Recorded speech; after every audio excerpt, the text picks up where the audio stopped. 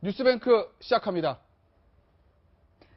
네, 문화일보 이현종 문화일보 논설위원, 이수희 변호사, 강현재 국민의당 부대변인, 박지훈 변호사 이렇게 네 분 나오셨습니다. 어서 오세요. 네, 안녕하세요. 오늘의 첫 번째 소식은 검찰 수사 관련 소식입니다. 검찰이 최순실 게이트에 대한 최종 수사 결과를 발표했습니다. 안종범 전 수석의 수첩, 정호성 전 비서관의 녹음 파일, 그리고 최순실 씨의 태블릿 PC에 관련된 비밀이 모두 밝혀졌습니다. 네, 어떤 내용이 있었는지 저희가 간단히 정리를 해봤습니다. 자, 먼저 내용을 보시죠.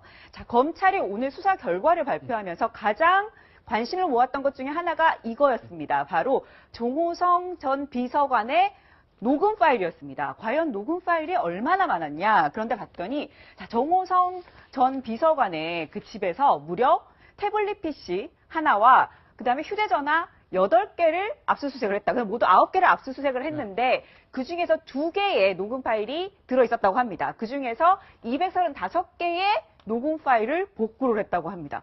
저희가 예상한 것보다 훨씬 많은 숫자 아닙니까? 235개면? 상당히 많은 숫자가 지금 복구가 됐고 사실 이거를 꼼꼼하게 다 기록하다 보니까 더 많은 것 같아요. 대통령 지시사항을 놓칠까 봐 다 녹음해놓고 그 녹음한 걸 들어가면서 지시사항을 확인하는 과정이 있었기 때문에 특히 지금 좀 충격적인 부분은 대통령하고 최순실하고 둘이 대화할 때도 그걸 혹시 놓칠까 봐 녹음했던 자료들이 있거든요. 그러니까 그런 내용들을 봤을 때 사실 대통령이나 최순실 얘기를 하나하나 다 기록하고 녹음했던 게 이건 꼼꼼함이 이런 증거로 좀 드러난 게 아닌가 이렇게 보입니다. 정호성 이분은 참 무서운 분이신 것 같아요. 아, 그래요? 지금 휴대전화만 8개라고 하셨는데 대한민국에 어떤 사람이 휴대전화 8개를 쓸 수 있을까 이런 생각도 들고 과연 관리가 다 됐을까? 왜 8개씩이나 필요했을까? 이런 거는 철저히 좀 조사가 돼봐야 된다는 생각이 들고요. 그리고 박근혜 대통령과 최순실 그리고 정호성 자신 이렇게 3자가 앉아있는 자리에서 자기 주머니 어딘가에는 휴대폰을 넣어놓고 녹음 기능을 켜놓고 있으면서 3자 대화를 녹음하기도 했다는 거잖아요. 이게 참 정말 뭐 박근혜 대통령의 충실한 비서관이고 또 최순실과 인연이 있다면 제가 말씀을 놓칠까봐 그러니 녹음을 하겠습니다. 이렇게 해서 하던가 안 해야 되는 건데. 그 부분은 비밀 녹음인지 아니면 공개된 녹음인지는 아직까지 그거는 밝혀진지 아닌 거고 일단 3자가 대화하는 자리에서 녹음한 거는 맞답니다. 박근혜 대통령이나 최순실 씨가 녹음을 허용하지 않았을 것 같은데 아무튼 뭐 밝혀진 건 아니라고 하니까 좀 더 봐야 되겠네요. 네, 그뿐만이 아니고 보면 자, 대통령이 취임한 이후죠. 2013년 2월부터 최순실 씨와 정호성 전 비서관이 통화를 한 게 895회. 문자를 1197개를 주고받았다고 합니다. 이 숫자가 정말 어마어마하네요. 그러니까 우리가 일반적 관계에서 사실 뭐 친구 간에도 뭐 하면 하루에 한 번 정도 친한 친구 같으면 한 번 정도 통화하지 않습니까? 하루에 한 번 하면 거의 사귀는 그렇죠. 거죠. 상당히 굉장히 많이 통화하는 경우는 남녀가 연인 관계도 하루에 한 번 정도 통화할 텐데 자 여기 보면 최순실과 2013년 2월부터 895번이나 이제 통화를 했고 문자를 보시면 1197번이나 했습니다. 그만큼 긴밀하게 서로가 어떤 이용을 공유했다는 것인데 그동안 어떤 국정과 관련해서 모든 사항들을 이제 통화를 했고 특히 왜 이게 통화를 했냐 보니까 일단 문건을 먼저 전달합니다. 예를 들어서 이제 여러 가지 방법을 이메일이라든지 방법을 통해서 문건을 먼저 전달하고 그 문건에 대한 최순실의 의견을 전화로 듣습니다. 그러니까 전체 과정을 보면 그러니까 결국 뭐냐면 최순실이 컨펌했는 이야기가 뭐냐면 결국 최순실이 그 문건을 보면서 그 문건이 뭐겠습니까? 결국 정부의 주요한 결정 사항이나 여러 인사 사항이라든지 이런 거 아니겠습니까? 자 그런 걸 누구 이제 임명한다는 인사안을 보고 최순실이가 이 사람 괜찮네요 하세요. 뭐 이런 식의 지금 이야기를 했다는 것이거든요. 그렇다면 최순실이 정말 국정농단의 중심에 있었다. 이걸 이제 밝혀줄 수 있는 하나의 증거 같습니다. 저는 이 부분도 굉장히 좀 쇼킹했어요. 자, 문건 유출과 관련해서 저희가 굉장히 말이 많았지 않았습니까? 그런데, 자, 문건이 얼마나 유출됐냐는 걸 보니까 2012년에 30건이 유출이 됐고요. 2013년에 최순실 씨에게 138건이 유출이 됐는데, 2016년에도 6건이 유출이 됐다는 겁니다. 그러니까 이제 뭐 대통령의 3차에 걸친 담화문 안에 진실이 포함되어 있을 거라고 생각들은 다들 좀 안 하죠. 그러니까 뭐 적나라하게 표현해서 거짓말을 하신 건데 뭐 이제 그 문건의 그 숫자에서 2012년의 경우에는 대선 그러니까 당선 전이고 대선 운동 기간이었기 때문에 뭐 그거는 조금 뭐 차치하고 얘기를 해야 될 것 같은데요. 이미 이제 그 조리장도 이미 매주 일요일 날 와서 문고리 3인방하고 최순실하고 뭐 회의를 하고 갔다 이런 이제 채널 A의 단독 보도도 있었고 뭐 이런 상황들을 보면은 저 차은택이 그 청문회에서 대통령과 최순실이 같은 급으로 보였다. 뭐 예. 이런 좀 자기 순수히 자기 평가이긴 하지만 차은택의 평가이긴 하지만 그런 거를 대다수 사람들이 아마 인정을 해야 할 그 검찰 결과인 것 같아요. 근데 저는 그럼에도 불구하고 최순실이 뭐 그 사람이 르네상스적인 인물도 아니고 그 사람이 뭐 대단한 사람이라 능력이라서 저런 걸 국정 전반을 다 지휘를 했다라고 보기는 어렵고 뭐 조금씩 이렇게 그 말 한마디씩은 거들었을 것 같은데 과연 정호성 비서관이 최순실의 그런 의견이 가치가 있다고 해서 한 건지 아니면은 최순실이 계속 간섭을 원하니까 또 대통령도 그런 거를 좀 용인하고 그러니까 마지못해서 했는지 그거는 녹음 파일이 나와 봐야 좀 알 것 같습니다. 그러니까 지금 이제 숫자만 가지고 할 얘기는 아닌 것 같아요. 그런데 이제 그 최순실이 관심 있었던 거는 두 재단의 모금도 그렇고 보면은 돈 문제라든가 자기가 뭔가 이득을 얻을 수 있는 부분들에 대해서 특히 관심이 많았을 것 같기 때문에 저는 이런 숫자보다도 정말 갔던 그 문건 안의 내용이 최순실의 개인적인 어떤 사익을 취하는데 유리한 문건들이었다고 하면 정말 제3자 뇌물죄가 인정되는데 더 확실하지 않나, 더 수월해지지 않았나. 전 그런데 차라리 더 포인트를 주고 싶습니다. 그렇죠. 문건의 양보단 역시 문건의 질입니다. 무엇이 나갔나? 이걸 한번 보실까요? 최순실과 정호성 전 비서관이 이메일 아이디와 비밀번호를 공유를 했다. 그렇죠. 그래서 이게요, 아직까지 정확한 내용이 좀 나와봐야 되는데 조금 저는 지능적이라는 생각이 드는 게 이메일을 내가 이렇게 누구한테 보내면 보낸 흔적이 있지 않습니까? 그게 아니라 아예 아이디와 비밀번호를 공유를 하면 약간의 흔적을 숨길 수도 있잖아요. 요거는 뭐 이런 말 부적절할 수도 있는데 애인들끼리 그렇게 합니다. 한 계정을 만들어 놓고 저는 아니지만 하여튼 한 계정을 만들어 놓고 두 사람이 서로 들락날락 할 수 있는 거예요. 아, 그래요? 그러니까 정호성 같은 경우는 본인의 메일로 받는 건 큰 문제가 없을 것 같아요. 그쵸. 받아놓고 문자를 보냅니다. 최 여사님 아니면 최순실 지금 어떤 정보가 왔으니까 메일을 한번 열어보십시오. 라고 하면 본인만 봤는데 여는 사람은 둘 다 열 수 있는 거거든요. 그러니까 사학순적은 그렇게 함으로써 흔적을 속이면서 어떤 중요 자료라든지 공무상 비밀일 수도 있고 그런 것들이 어떻게 보면 자연스럽게 최순실한테 알려지는 상황이 되기 때문에 이런 부분들이 사실 어떻게 보면 가장 큰 문제 중에 하나가 아닌가 이렇게 보입니다. 그러니까 제가 이제 지메일을 썼는데요. 메일에 보면 두 가지 기능이 있습니다. 다른 사람한테 메일을 보내는 거와 함께 나한테 메일을 보내는 게 있습니다. 그러니까 예를 들어서 내가 회사 가서 자료를 봐야겠다. 그러면 집에서 내가 내게 쓴 메일함으로 이제 보내는 경우가 있거든요. 이 경우는 바로 이제 정호성이 내게 쓴 메일함으로 보내놓습니다. 그러면 이걸 갖다가 이제 최순실에서 그걸 읽는 거죠. 그럼 옆에다가 이제 읽었음이라고 이제 표시가 돼 있지 않습니까? 바로 그렇게 이 문건 유출을 보면 사람 인편으로 했지만 결국 이메일을 공유함으로 해서 그 문건을 일단 서로 교환을 했고 그리고 또 이게 최순실이 외장하드를 가지고 있다는 게 오늘 검찰 조사에 밝혀졌습니다. 외장하드 법적한 거. 외장하드를 용량이 높은 외장하드를 가지고 있으면서 여기서 문건이 5분에 엄청나게 발견됩니다. 그러니까 그동안 우리가 이제 기자들이 못 밝혀낸 건데 검찰에서 압수수색을 통해서 밝혀낸 게 바로 이겁니다. 그러니까 외장하드를 최순실 집에서 압수를 해보니까 여기에 119건의 문건이 여기에 내장이 돼 있었습니다. 그러니까요. 119건의 문건과 태블릿 PC에서 50건이 발견이 됐습니다. 그런데 여기 내용이 장차관 인사자료, 외교 안보 기밀, 그리고 대통령 일정 등이 이거 합치면 몇 건이에요?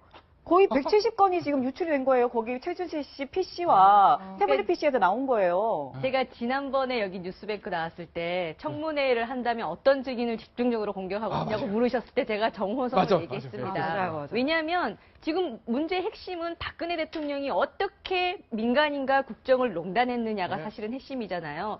그 민간인과 박근혜 대통령의 연결고리가 핵심적으로 정호성이고 심지어 온갖 녹음 파일과 문건을 주고받은 모든 물적 증거들이 정호성에게 집중돼 있기 때문에 본인이 이미 검찰 수사를 받아서 본인이 어떤 증거들이 다 검찰에 드러났는지를 아는 상황이라 국정 조사에서도 진실을 얘기할 수밖에 없을 가능성이 높아서 꼭 공격해야 되는 증인이라고 했는데 아예 안 나와버렸는데 진짜 이번 기회에 말씀을 드리면 이 국정조사 정말 검찰 못지않게 국민에게 알 권리를 제공하는 거기 때문에요. 이번에는 이제 동행명령장뿐만 아니라 구인 부인해올 수 있는 제도적 보완이 반드시 필요합니다. 최순실 청문회에 최순실이 안 나오고 있는 것을 온 국민이 그대로 그냥 용인하고 있어야 된다는 상황에 굉장히 또 분노했었잖아요. 이참에 반드시 좀 개선됐으면 좋겠네요. 어쨌든 이번 검찰 수사로 대통령의 거짓말을 하나는 확실하게 밝혀졌습니다. 대통령은 임기 초기에 최순실한테 조금 도움을 받았을 뿐이다라고 했는데 봤더니 결국 2016년, 그러니까 올해까지도 유출된 문건이 나왔다는 거잖아요. 정확하게는 보좌 체계가 갖춰질 때까지 조금 그렇게 도움을 받은 적이 있다라고 했는데 실제로는 뭐 보좌 체계 전후 아무 상관없이 올해까지 계속적으로 그게 전달이 됐거나 알려지게 됐고 도움을 받았는지는 알 수는 없지만 일단은 정호성이라든지 어떤 일정 사람을 통해서 최순실한테 보내주고 확인을 받는 과정들이 지금 확인이 다 됐기 때문에 범죄가 뭐 이게 중요 정보면 공무상 비밀 누설죄나 이게 되지만 그걸 떠나가지고 국정의 많은 자료, 모든 자료들이 최순실에 갔다라는 거는 결국 대국민 사과문은 거의 대부분 거짓말을 보는 게 맞는 것 같습니다. 근데 제가 이 녹음 파일 보면 이런 걸 느껴요. 이 정호성 씨가 왜 녹음을 했냐 물었더니 본인이 수면이 부족하니까 대통령 지시사항 놓치지 않으려고 그냥 녹음을 해놨다는 건데 뭐 나름 성실하게 일을 한 것 같은데 그 일하는 목적이나 이게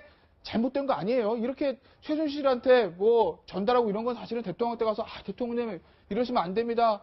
최순실 씨 이거 이제 2년 끊으시고 이제 국정 직접 하셔야죠. 이거 언제까지 다 최순실 씨한테 문건 보내주고 이러겠습니까? 이렇게 직언을 할 수 있어야 되는데 그냥 성실하기만 하고 직언을 못하고 했으니 지금 나라가 이거하는 것까지. 말은 터무니없는 얘기죠. 그래요? 우리나라 청와대 아무리 청와대 비서관이 성실하게 얼마나 일을 해야 되면 휴대전화가 8개가 필요합니까? 저는 그 관리하는 데에도 인력이 상당히 소모된다고 생각하는데요. 그러니까 숨기기 위해서 정호성 비서관이 밤잠 못 자면서 또 지시사항을 놓치지 않기 위해 녹음을 그렇게 많이 하고 휴대전화를 8개씩 가지고 있어야 했던 이유는 박근혜 대통령 한 분에 대한 지시만 받고 그 지시대로만 성실하게 하면 되는 사람이 아니었기 때문입니다. 박근혜 대통령이 있고 밖에는 또 최순실이 있고 양자를 연결해서 일을 하려니까 피곤한 거고 혹시나 놓칠까 봐 그러니까 박근혜 대통령이 한 말인지 최순실이 한 말인지 헷갈릴 수 있으니까는 부득이 본인이 이제 녹음의 방법을 찾은 거죠. 지금 이제 대한민국의 국정이 지금 뭐 이 최순실 게이트 때문에 뭐 엉망이 돼서 뭐 그냥 구멍가게 운영만도 못하게 지금 폄하가 되기는 했지만 그래도 대한민국의 그 청와대 비서관이고 대통령이면 얼마나 많은 일들이 있었겠습니까? 얼마나 많은 업무 지시가 있었겠습니까? 뭐 대통령이 지금에 와서는 거의 진짜 영양주사나 맞는 사람이 돼버렸지만 저는 비서관을 하면서 정호성 그 비서관과 대통령과의 대화에서는 쓸만한 대화도 있었을 거라고 봅니다. 그러면은 이제 그 대통령 지시사항이 이제 뭐 캠프에서 일을 하거나 어디 당에서도 대표를 이제 모셔보면은 지시사항들을 지시하는 사람들은 굉장히 빠르게 막 얘기를 한단 말이에요. 그러면 그걸 하나하나 이렇게 또 휘갈겨 쓰는 어떤 메모 같은 거를 일일이 기억하는 게 쉽지가 않아요. 그렇기 때문에 보좌하는 쪽에서는 저는 뭐 순수한 의미로 녹음을 했다고 보입니다. 이제 일을 잘 처리하기 위한 게 분명히 있었을 거고요. 물론 정호성 비서관이 대통령을 보좌하는 데에서 문제점은 저도 같이 공감을 합니다. 하지만은 뭐 녹음이 이게 삼자간의 녹음이라든가 이런 걸 나중을 대비해가지고 뭐 비서관이 뭐 혹시라도 보험용으로 녹음했다든가 저는 뭐 그런 거는 절대 아닌 것 같고요. 다만 정호성 비서관이 그런 부분에 있어서는 이제 아쉬운 부분인데 비난받아 마땅한 게 계속 그렇게 달성 군의 보궐선거 이후 정치계에 등장한 이후 대통령께서 계속 저 최순실이나 뭐 정윤회 이런 사람들하고 같이 일을 하면서 그 방식 그대로 해오다 보니까 정호성은 이게 청와대에 들어가선 도저히 이렇게 하면 안 된다라는 문제의식을 본인이 못 느낀 거 아닌가. 거기에다가 대통령께서 하는 인사들마다 비겁하기 짝이 없는 인사들이 들어가가지고 누구 하나 직원하는 사람도 없고 직원하는 사람은 그냥 사표 던지고 나와야 되는 그런 상황에서 정호성이 비겁하기는 했지만 뭐 뒤에서 비수를 꽂는 그런 비서관은 아니었던 것 같고요. 다만 이제 다시 돌아가면은 최순실과 대화에서의 최순실이 노린 게 뭐냐? 이권 개입이었다라고 하면은 정말 이제 특검에서는 제3자 뇌물죄의 적용 여부에 대해서 좀 더 심도 깊게 조사를 해야 되는 거 아닌가 싶습니다. 맞습니다. 네, 지금 보면 정호성 그 전 비서관의 스마트폰과 그 폴더폰에서 녹음 파일이 236개가 복구가 됐습니다. 네. 그 중에서 취임 후 것만 보면 이 정호성 비서관과 최순실 씨가 대화한 녹음 파일이 8개, 총 16분 분량이고요. 취임 후에 정호성 비서관과 박근혜 대통령이 대화를 한 녹음 파일이 4개입니다. 총 12분 분량인데 이게 가장 핵심 녹음 파일 아니겠습니까? 이 부분이 오늘 일부가 좀 공개가 될 수도 있다 이런 얘기가 나왔는데 결국 공개는 안 됐어요. 수사팀에서도 아주 위에 고위급 몇 검사만 지금 들어본 걸로 보입니다. 예, 그렇게 얘기를 사장 합니다. 검사 정도 본 것 같고 이걸 다 들어보았을 때는 사실은 만약 수사관이라든지 일개 검사들이 들으면 나올 가능성이 있거든요. 막 그렇기 때문에 수사팀 입장에서는 아마 좀 정보를 보안을 유지할 걸로 보이고요. 다만 필요한 게 있다면 특검한테는 다 보낼 걸로 생각이 드는데 다 필요한 그렇겠죠. 게 있으면 일정 부분은 공개가 가능한 상황이 아닌가. 예. 다만 지금 수사 결과 발표하면서 모든 걸 공개해버리면 사실 대통령 지금 조사하는 입장 봤을 때는 사실은 대통령이 아직 안 나갔지 않습니까? 네. 박영수급 이 얘기했습니다. 답안지 보여주면 아이고. 이제 답안지 보내주는 네. 거기 때문에 그걸 공개하지 않겠다. 그래서 왔을 때 그걸 보여주면서 신문이 가능하기 때문에 수사팀은 수사 차원에서도 좀 감춘 걸로 보입니다. 네. 뭐 그 녹음 파일 내용 공개는 우리가 특검의 손에 한번 달려 있으니까 특검을 기다려 보기로 하고요. 이제는 우리는 안종범 전 수석의 수첩으로 한번 가 보겠습니다. 네, 안종범 전 수석의 수첩. 이 부분이 가장 또 큰 증거 중에 하나였습니다. 자, 대통령이 대기업과의 면담 일정, 독대 일정을 잡아라. 이런 내용이 들어가 있었고요. 그 다음에 K스포츠, 미르재단 이런 거, 이름 하나하나까지, 사무실 어디 구하라. 이런 것까지 이 수첩에 다 적혀 있지 않았습니까? 도대체 그 수첩이 얼마나 방대하길래 그런 깨알 지시들이 다 적혀 있었을까? 다들 궁금하셨을 텐데요. 검찰이 이 부분을 오늘 확인해 줬습니다. 자, 안종범 전 수석의 업무 수첩. 자, 2015년 1월부터 2016년 10월까지 수첩인데 모두 17건이라고 얘기하십니다. 손바닥마당 수첩인데 17건이 있었고 한 건당 30페이지. 양이 정말 많죠. 그러니까 이게 안종범 수석이 굉장히 꼼꼼한 성격이에요. 그러니까 교수 출신인데 굉장히 꼼꼼한 성격이다 보니까 대통령 지시사항들을 이제 굉장히 세밀하게 적었던 것 같아요. 그러니까 이분이 이제 그 수첩을 어떻게 사용했냐면 앞부분은 매일 진행되는 회의가 있지 않습니까? 그럼 그 회의 진행되는 회의를 앞부분에서는 계속 기록을 하고 그다음 뒷장부터는 뭐냐면 대통령과 VIP 이렇게 해서 대통령 지시사항을 별도로 기재를 해서 그게 어떻게 됐는지 이걸 이제 했다는 것이죠. 안 헷갈리려고 그랬나 봐요. 그러니까 왜냐하면 그렇죠. 왜냐하면 이제 수석이니까 대통령이 워낙 이제 꼼꼼하게 챙기니까 수석 입장에서 본다면 대통령이 뭔 지시를 했고 그다음에 이 대통령 그 중에서 대통령 지시사항이 뭔지 이게 얼마나 진행이 됐는지 당연히 참모로서는 그 정도는 해야겠죠. 이제 그런데 문제는 이게 이제 완전히 발목을 잡은 겁니다. 그러니까 이러다 보니까 결국 이제 대통령이 매일 무슨 지시를 했는지 그 상황 자체가 다 나와 있고 이것이 어떻게 또 관철됐는지 이런 부분까지 나와 있기 때문에 수사관 입장에서 본다면 이거는 뭐 결정적인 증거라고 할 수가 있죠. 하나만 확보하면 됩니다. 자필 맞는지. 그거 확보했고 사실 안종범 수석은 자필 맞다고 얘기함으로써 모든 증거는 끝나버린 거예요. 그렇죠. 본인이 그 상황에 인정했잖아요. 지시 맞냐고 했을 때 방법이 없는 거. 왜 적었냐고 하면 공상소설 적었다고 얘기를 할 수 없기 때문에 그럼으로써 수사는 사실 어떻게 보면 저 수첩하고 정호성의 녹음 파일 때문에 보고를 발견한 겁니다. 뭐 더 할 것도 없는 그런 상황으로 전개된 것이죠. 그런데 제가 수첩의 내용을 보지는 저희 아무도 못 보니까요. 추측을 해봤는데 뭐 대통령의 K재단, 미르재단에 대한 꼼꼼한 지시가 있지 않겠습니까? 그래서 대통령을 공범으로 기소한 건데 근데 검찰이 제3자 뇌물죄 기소 안 한 거 보면 그거에 관한 내용 없는 것 같아요. 만약에 여기 뭐 무슨 회장 뭐 사면 뭐 삼성물산 뭐 이런 거 무슨 K 뭐 고향 허가 딜 뭐 이런 사면 그렇죠. 뭐 압수수색 이런 게 있으면 야 이거 청탁이구나 해서 제3자 뇌물 기소했을 텐데 그거는 없는 것 같아요. 일단은. 아니 대통령이 기업들에게 어떤 자금 지원을 얘기하면서 구체적으로 딱딱 꼬집어서 어떤 일을 들어줄게라고 말한다고 생각하는 거는 굉장히 좀 안 맞는 얘기, 현실과 안 맞는 얘기인 것 같은. 구체적으로 말하는 건 척하면 척을 알아듣는. 왜냐하면요, 그래서 나온 판례가 있는 거 아닙니까? 전두환 대통령 비자금 그 대기업에게 2천억 원 받은 사건 때 그래서 법원이 판단한 거죠. 대통령이라는 직위에 있는 것만으로도 온갖 것들을 다 들어줄 수 있는 위치에 있고. 그 사실을 알고서 기업이 그 모금에 참여하는 것이기 때문에 구체적인 청탁 요건이 예. 필요 없다 이렇게 봤던 거이기 때문에요. 그 선에서 생각해 볼 수 있지 않을까 싶습니다. 그러니까 굳이 구체적으로 뭔가를 들어주겠다는 말이 안종범 수석에 없다 하더라도 네. 그건 어찌 보면 대통령이 연루된 이런 뇌물죄에서는 당연한 것 아닌가라는 생각이 듭니다. 네. 그러니까 박 대통령이 잘하시는 말씀이 그거잖아요. 제가 꼭 말을 해야 안 해요. 이심 전심인가요? 왜냐하면 당연히 청와대 와서 독대를 하면 그거는 네. 뭐 당연히 기업 입장에서 보면 애로 사항들 당연히 이제 처리해 준 걸로 그 서로 간에 어떤 이심전심이 있는 것이거든요. 그러니까 대통령과 독대가 그래서 사실은 문제가 되는 겁니다. 그렇네요. 아무리 어떤 형식이 있더라도 대통령과 안과의 독대를 한다는 의미는 예. 벌써 이미 독대 자체가 나는 당신과 당신의 이야기를 들어줄 수 있다라는 그게 돼 있는 것이고 네. 독대하기 위해서는 뭐겠습니까? 뭔가 사전 준비가 필요할 거 아니겠습니까? 뭔가 기업주 입장에서 볼 때는 뭔가 부탁을 들어줘야죠. 네. 지금 보면 네. 이 수첩의 페이지가 모두 510쪽이라고 해요. 그 읽는데도 굉장히 힘들었을 것 같은데 그 방대한 수첩 중에 또 하나 없는 내용이 있습니다. 바로 최순실 씨란 이름이 없나 봐요. 그러니까 이 두 사람이 서로 모른다고 지금 얘기할 수 있는 거 아닙니까? 진짜 모를 수도 있는 것 같아요. 네. 모르지만 뭔가 안 봤을 수도 있고 예. 그냥 존재를 하는 건 알고 있었지만 본인도 그걸 기재하기는 조금 뭐해서 가급적이면 대통령 말이고 예. 또 수첩이라는 게는 사실은 공적인 문서라고 볼 수도 있는 거거든요. 예. 그러다 보니까 뺐을 가능성이 높고요. 손바닥만 하는 문서라니까 가장 중요했던 거는 대통령 얘기를 계속 들었는 것 같고 예. 중요한 거는 3인방은 분명히 최순실 얘기를 다 했겠죠. 예, 대통령이. 수석들이나 조금 먼 사람한테는 최순실 얘기를 안 했을 가능성이 있지 않을까. 또 이렇게도 추측이 또 가능합니다. 저 이수희 변호사께 네. 제가 질문 하나 할게요.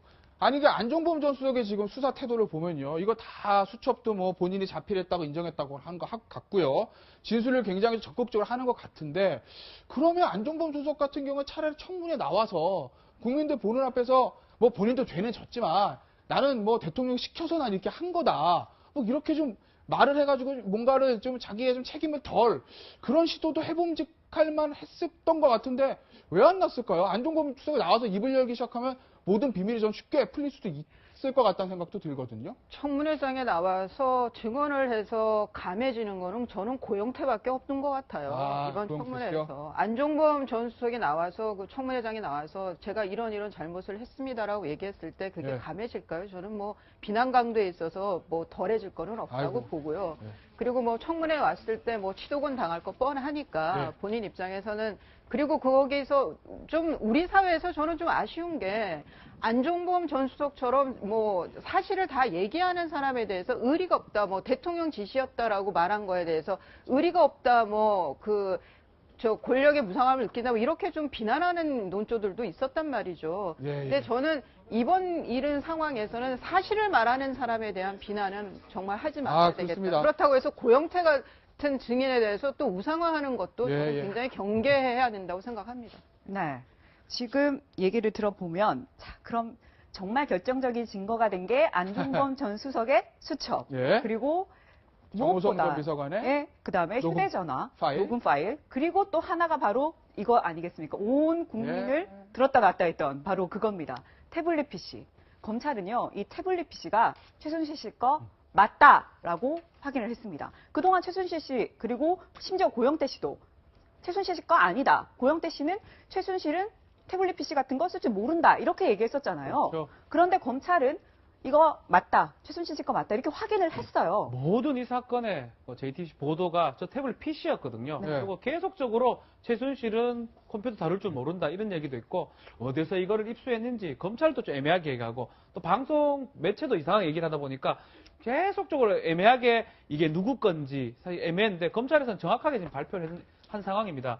독일 갔을 때 로밍이 돼서 넘어갔다라는 거거든요. 예, 그렇죠. 그렇죠. 그리고 최순실 문자라는 사진이 발견됐기 때문에 예. 이 PC 자체는 반드시 뭐 더 확인할 필요 없이 최순실께 맞다라는 맞다. 게 지금 확인된 그런 상황입니다. 그러니까 이게 독일 가는 게 2012년 7월 14일부터 예. 그때 또 29일까지 한 번 갔고요.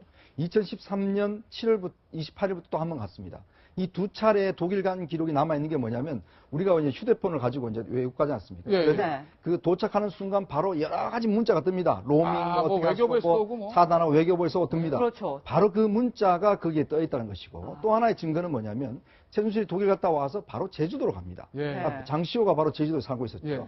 장시호가 살고 있는 서귀포의 바로 인근에서 이 태블릿을 사용한 흔적이 남아 있습니다. 예. 그러니까 사진 이게 찍었다는 건. 예, 사진도 찍고. 이 태블릿이 뭐냐면 기본적으로 우리가 이제 이 휴대폰을 달고 움직이면 자기가 어딜 가든지 다 이게 추적이 돼요. 아, 그렇죠. 그렇다 보니까 뭔가 좀 나쁜 짓을 하려는 분들은 휴대폰을 뭐 딴 사람한테 맡기고 간다든지 이런 네. 식으로 하거든요. 왜냐하면 추적이 되기 때문에. 네. 근데 이 문제는 이 태블릿 PC가 지금 최순실은 자기는 쓸 줄도 모르고 예, 예. 뭐 했다고 하지 않습니까? 근데 문제는 항상 최순실이 갔던 곳에 이 태블릿 PC는 항상 함께 있었습니다. 예. 그게 바로 이제 IP 추적을 통해서 다 밝혀지는 것이거든요. 그러네요. 그러니까 그래서 검찰은 결국 이 태블릿 PC는 최순실께 맞다라고 최종적으로 결론을 내린 겁니다. 아, 그것도 있었다는 거예요. 태블릿 PC 딱 봤더니 정호성 전 비서관이 보낸 문자 보냈습니다. 뭘 보냈을까요? 그 문자도 남아 있었다는 거 보니 아니 정호성 전 비서관이 보냈습니다. 이렇게 공손하게 말할 사람이 뭐 고용태 씨한테 그렇게 얘기했겠습니까? 뭐 차은택 씨한테 얘기했겠습니까? 최준실 씨밖에 없는 거죠. 모든 객관적인 증거들은 저것이 최순실 것일 수밖에 없다라고 그렇죠? 나오고 있고, 한 가지가 이제 뭐 최순실 씨는 태블릿 PC를 쓸 줄 모른다, 이런 이제 고영태의 진술 정도인데, 예. 우리가 상식적으로 생각해 보시면 태블릿 PC라는 게 아주 특별한 기기가 아닙니다. PC와 스마트폰의 어떻게 보면 중간 단계이기 때문에 최순실 씨 보면은 뭐 이메일 충분히 사용하고 메일로 인터넷으로 모든 문건을 주고받고 작성할 만한 능력자였고, 스마트폰 당연히 쓰고 있는 사람이기 때문에 태블릿 PC는 쓸 줄 모른다? 이건 좀 상식에 맞지 않는 얘기죠. 맞아요. 대단한 기계도 아닌데 말이에요. 네. 이게 이제 태블릿 PC의 입수 경위가 이제 문제가 된 거는 안에 실체적 내용이 지금 문제가 됐던 거는 아니고 그렇죠. 뭐 있는 내용은 바꿀 수 예, 없는 예. 거니까. 입수 경위가 문제가 된 거는 최순실 입장에서는 이게 절도품이 되면은 절도품이 되면은 저 형사법상에 이제 형사소송상에 증거 능력이 없다 그래서 증거로 못 삼을 수가 있단 말이죠. 네. 그러면은 이제 아. 여러분들 그 헐리우드 영화 보면 아마 네. 재판장이 이제 그 배심원단한테 이거는 증거로 쓸 수가 없으니까 이미 본 거를 기억에서 지워주십시오. 뭐 이런 대사들이 나오는 거 많이 그러네요. 보실 거예요. 이게 있어도 없는 증거가 될 수가 있는 거예요. 쓸 수 없는 증거가 될 수 있기 때문에 그래서 입수 경위가 중요했던 거죠. 예. 거기에 대해서 JTBC에서 며칠 전에 입수 경위에 대해서 얘기를 했어요. 그 예. 기자들이 몇 달 전에 이 WK의 법인 등기 때 가지고 거기서 뭐 주소랑 뭐 이런 걸 역추적을 해서 독일에 예, 있는 예. 현지 법인 해서 나중에 이제 그 주소지를 알아서 사무소를 알아서 들어가 봤더니 뭐 책상하고 책상 서랍을 열어봤더니 그 안에 이 태블릿 PC가 있다는 거거든요. 그래서 지금 이 안에 뭐 내용은 바뀔 수가 없어요. 이제 예. 문제는 이제 그거를 검찰에서는 최순실께 맞는데 예. 그러면은 그 사무실 책상을 버려두고 간 그 안에 있던 PC를 소유권이 있냐 없냐 뭐 예. 이걸 그냥 버리는 물건이었냐 아니었냐 이거 가지고는 저는 법정에서 꽤나 다툴 것 같습니다. 아, 그러면 증거를 안 써질 가능성도 조금은 있는 거예요? 약간, 아주 약간. 근데 최순실이 지금 바보 같은 짓을 한 게 예. 차라리 자기 거라 그랬으면은 아, 그러면 나는 버려두고 간 게 아니라 예. 그 안에 있는 줄 알았다. 예. 근데 내 허락도 없이 왜 그걸 가져갔냐. 예.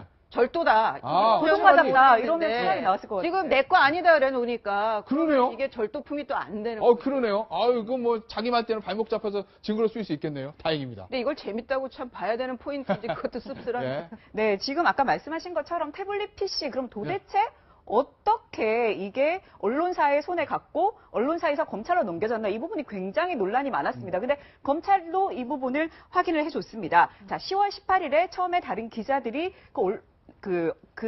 더 블루케이 네. 사무실에 가서 확인을 했더니 문을 안 열어줬다. 그래서 그냥 돌아왔는데 10월 20일 이틀 뒤에 JTBC 기자가 갔더니 관리인과 함께 가서 이 버려진 고영태 씨의 책상에서 갖고 왔다는 거잖아요.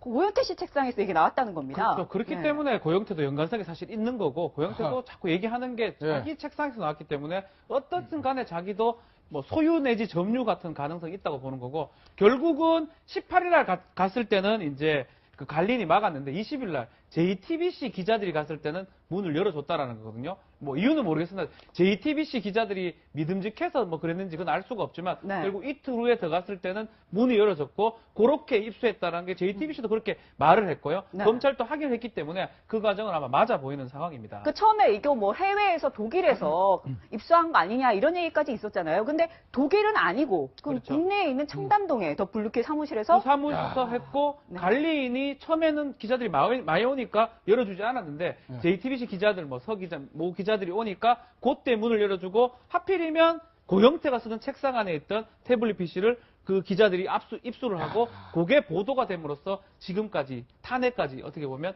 전개됐다고 그러니까 생각이 듭니다. 2013년도에 이미 독일을 거쳐서 네, 한국으로 들어옵니다. 네. 그러니까 그렇기 때문에 독일에서는 발견될 수가 없죠. 그러니까 왜냐하면 이거는 막 추적을 하면 다 나오기 때문에. 그러니까 이미 독일을 거쳐서 왔기 때문에 네. 사실은 이제 한국에 있는 것이고, 그러니까 독일에서 발견된 건 아니죠. 그렇게 치면 고영태 씨, 최순실 씨는 태블릿 PC 같은 거 쓸 줄 모른다라고 얘기를 했는데 이거 그럼 국조에서 위증한 거 아닙니까? 글쎄요, 뭐 그 부분은 좀 더 파악해 봐야 되겠지만 네. 저는 이 고영태 씨가 결국 고영태의 최순실에 대한 앙금이 이 모든 게이트의 문을 열었다는 게 어느 정도 맞는 말인 것 같습니다. 그리고 물론 이거는 저의 추측입니다만 건물의 관리인 입장에서는요, 문제가 되는 걸 원치 않습니다. 그래서 그 사무실의 주인이 명백히 아닌 사람은 문을 열어서 들여다 준다든지 그 안에 있는 물건을 가져가게 하지 않는 게 상식이고, 이렇게 문제가 커진 사건에서는 더더욱 관리인은 굉장히 조심스럽고 나는 모른다, 문을 열 수 없다, 이렇게 하는 게 상식에 맞아요. 그런데 첫 번째는 그렇게 했습니다. JTBC 기자들이 갔을 때. 그럼 두 번째는 뭐가 달라졌기에 문을 열어줬고 고영태 책상에 있는 PC를 고영태도 아닌 기자가 가져가는 것을 용인했느냐. 고영태가 그 관리인의 JTBC 기자가 혹시 갈 수 있는데 내 책상에 있는 내 물건을 내가 가져가도 된다고 했으니 문 좀 열어주시오. 일단 뭐 개인적인 라고 의견이신 했을 거죠? 가능성이 있다는 생각이 듭니다. 일단 강현재 변호사님 개인적인 의견으로 네. 하겠습니다. 그러니까 이제 고영태 씨가 JTBC 기자를 이전에 만난 사실을 부인을 했어요. 그래요? 그런 부분도 있고, 그러니까 고영태 씨가 한 이제 말 중에 좀 사실과 안 맞는 부분들이 이제 있는데, 저는 이제 주목하는 부분이 뭐냐면 태블릿 PC가 마지막 접속한 날짜가 나올 거란 말이에요. 저는 온 한 마지막 그 날짜. 그 다음에 고영태 씨가 샘플실이라고 돼 있는 거기에 CCTV를 설치한 날. 그 날들이 엇비슷하다라고 하면은 그렇다라고 하면 이건 저의 추정인데 그렇다 그러면은 고영태 씨가 CCTV를 설치한 그때와 이 태블릿 PC 마지막 전원이 켜진 그 즈음하고 엇비슷한 때면 저는 고영태 씨가 관여되어 있을 가능성도 굉장히 높다. 그 조건이 맞다면. 일단 이것도 우리 이수희 변호사님 개인적인 의견으로 고영태 씨가 하겠습니다. 이 종편 방송을 되게 열심히 보고 자기 관련된 사항을 되게 챙긴다고 그럽니다. 조심하셔야 됩니다, 여러분. 예. 네, 이건 개인 의견이고요. 자, 여러 가지 가능성이 있지만 지금 여러 가지 의혹이 제기되고 있는 부분에 대해서 저희가 간단하게 언급을 했을 뿐 이게 아직 뭐 증거나 이런 게 나온 건 아니니까요. 네, 다음 얘기로 넘어가 보도록 하겠습니다. 자, 이제 오늘 또 검찰에서 밝힌 내용이 우리가 그동안 궁금해하지 않았습니까? 프리패스는 무엇인가요? 보안손님은 무엇인가요? 여기에 대해서 궁금증을 가졌는데 그거의 비밀을 조금은 검찰이 풀어냈습니다. 일단 최순실 씨가 이렇게 진술했다는 거죠. 청와대에서 대통령 몇 차례 만났어요. 본인이 진술했다는 것이고요. 증거를 통해서 확인했더니 검찰 얘기는 최순실 씨가 행정관의 차량으로 10차례 무단 출입했다. 그러니까 신고하지 않고 보안손님처럼 갔다는 건데 그런데 또 한 명의 보안손님, 이로 추정되는 분, 차은택 씨의 무단 출입 기록은 확인이 안 됐다고 얘기했습니다. 그러니까 어디까지가 검찰이 확인할 수 있는 부분인지 그런 사실은 부분. 계속 청와대에서 뭐 경호실 내지 이제 출입 기록 자체가 정확하지 않는 것 같아요. 아니면 정확하지 않던가 경호실에 뭐 압수수색 안 했기 때문에 확인할 수 있는 방법이 없거든요. 진술을 통해서 확인한 건데 지금 검찰에서 확인해 준 건 딱 이 부분입니다. 비표 없이 10차례 무단 출입했다는 거예요. 비표 없이. 공무나든지 뭐 이런 거 달고 가야 되는데 누구나 다 비표 달고 가야 다 되는 달고 거 가야 아니에요? 됩니다. 달고 가야 되는데 그거 없이 대통령만 안 달고 가는 거겠죠. 아마도. 대통령도 뭐 차야 될 것 같은데 비표 없이 10차례 무단 출입이 확인됐고 차은택 자체는 아예 무단 출입 확인 안 됐다는 건데 이거는 뭐 어떤 경호실 기록이라든지 정문 기록이 아니고 어떻게 보면 진술을 통해서 확인한 걸로 보이거든요. 그래서 청와대를 압수수색하지 못한 이상은 그 부분을 확인하는 거는 정확히 확인하는 건 쉽지 않았지 않을까 이렇게 보입니다. 그런데 이게 지금 저는 검찰 수사가 조금 이제 아직 미진한 게 뭐냐면 지금 한상훈 지금 그 조리장이 증언한 게 있지 않습니까? 이분 증언에 따르면 매주 지금 일요일 날마다 한 2시쯤에 서울 시내에 있는 모 호텔에서 예를 들어서 이제 거기서 이제 차를 태워서 이영선 행정관이 차를 태워서 청와대로 들어옵니다. 그러면 한 3시쯤에 3인방을 불러놓고 관저에서 회의를 합니다. 자, 그럼 회의가 끝나면 그때는 회의에는 박근혜 대통령 참석을 안 합니다. 네. 그러면 그때는 끝나고 나면 이제 스키야키라든지 자기가 좋아하는 음식을 먹어요. 네. 자, 그러면 대통령은 또 따로 1인분 차려서 대통령 TV 보시면서 식사를 하고. 그러게요. 딱 식사 끝나고 난 다음에 이 조리장한테 자, 김밥 좀 싸줘. 우리 딸 갖다 주게. 뭐 이런 식으로 해서 김밥을 싸달라고 그럽니다. 그러면 이제 청와대를 나가면 그다음부터 3인방이 와서 식사를 차례도 10시까지 한다라고 이야기했지 않습니까? 네. 자, 그런 걸로 비춰보면 지금 여기서 이야기하는 10차례는 확인된 것만 진술된 것, 그것만 이야기한 것인데 이 한상훈 조리장에 대해서는 검찰 조사를 안 했습니다. 더 있을 수도 있는 거죠. 당연하죠. 그러니까 이게 이 부분이 이제 앞으로 특검에 조사해야 될 부분인데 사실 그걸 조사를 하게 된다면 이 10차례가 훨씬 많은 시간을 청와대에 무단 출입했다는 것 자체가 사실이 밝힐 수가 있습니다. 차은택 씨 나올 수도 있는 거고요. 네, 그렇죠. 지금 방금 한상훈 조리장 말씀하셨는데 이 한상훈 조리장 올해 6월까지 최순실 씨가 청와대에 계속 왔다 갔다 했다 이런 증언을 했습니다. 그 얘기를 직접 들어보시죠.